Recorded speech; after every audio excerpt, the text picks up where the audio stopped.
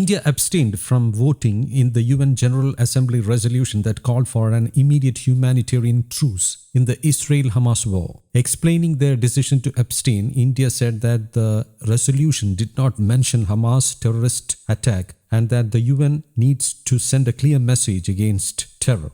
We hope that the deliberations of this assembly will send a clear message against terror and violence and expand prospects for diplomacy and dialogue while addressing the humanitarian crisis that confronts us, said India's Deputy Permanent Representative to the United Nations, Yojana Patel. The draft resolution had called for an immediate truce in the conflict and unhindered humanitarian access in the Gaza Strip, which has been the target of Israel's airstrikes. The remarks came at an emergency UNGA session to vote on the draft resolution submitted by Jordan. The resolution was overwhelmingly adopted with 120 nations voting in its favor, 14 against it and 45 abstaining.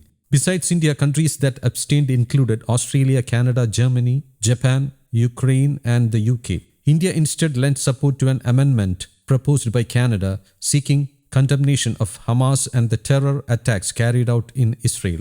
The amendment sought a paragraph to be added in the resolution stating that the General Assembly unequivocally rejects and condemns the terrorist attacks by Hamas that took place in Israel starting on 7th October 2023 and the taking of hostages, demands the safety, well-being and humane treatment of the hostages in compliance with the international law and calls for their immediate and unconditional release. The amendment, though, did not get the number of votes required to be adopted. The US also expressed outrage at the resolution not naming Hamas and called it an omission of evil. Before the vote, the US also voiced its displeasure over the word hostage not being part of the resolution.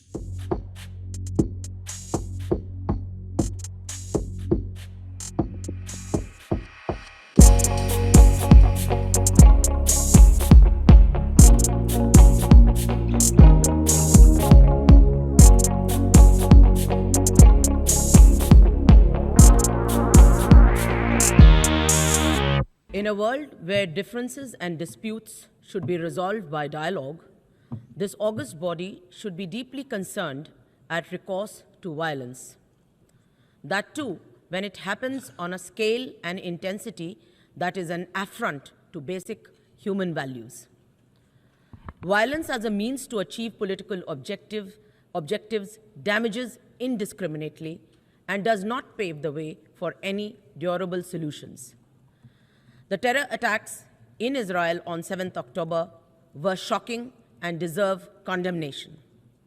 Our thoughts are also with those taken hostages. We call for their immediate and unconditional release. Terrorism is a malignancy and knows no borders, nationality, or race. The world should not buy into any justification of terror acts. Let us keep aside differences, unite, and adopt a zero-tolerance approach to terrorism. Mr. President, casualties in the ongoing conflict in Gaza are a telling, serious, and continuing concern. Civilians, especially women and children, are paying with their lives. This humanitarian crisis needs to be addressed. We welcome the international community's de-escalation efforts and delivery of humanitarian assistance to the people of Gaza. India, too, has contributed to this effort. Mr. President, India is deeply concerned at the deteriorating security situation and astounding loss of civilian lives in the ongoing conflict. The escalation of hostilities in the region will only exacerbate the humanitarian crisis. It is necessary for all parties to display the utmost responsibility. Mr. President, India has always supported a negotiated two-state solution to the Israel-Palestine issue, leading to the establishment of a sovereign, independent, and viable state of Palestine, living within secure and recognized borders, side by side in peace with Israel. For this, we urge the parties to de-escalate, eschew violence, and work towards creating conditions for an early resumption of direct peace negotiations. We hope that the deliberations of this Assembly will send a clear message against terror and violence and expand prospects for diplomacy and dialogue while addressing the humanitarian crisis that confronts us. News desk Kaumudi global.